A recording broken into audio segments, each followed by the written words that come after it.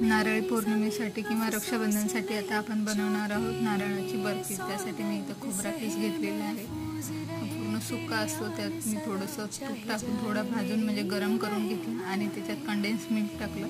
2 वाट्या खोबरा किस होता आणि अर्धी वाटी मी याच्यात कंडेन्स मिल्क टाकलं आणि हे चांगलं आता आपल्याला मिक्स करून घ्यायचं आहे। यामध्ये मी विलायची पावडरही टाकली, पण ते स्किप झालं की काही कळालं नाही मला, पण पूर्ण विलायची पावडर वगैरे टाकून चांगलं मिक्स करून घेतलं आणि 1 चमचा त्यानंतर आपण याच्यात तूप टाकून घेऊ।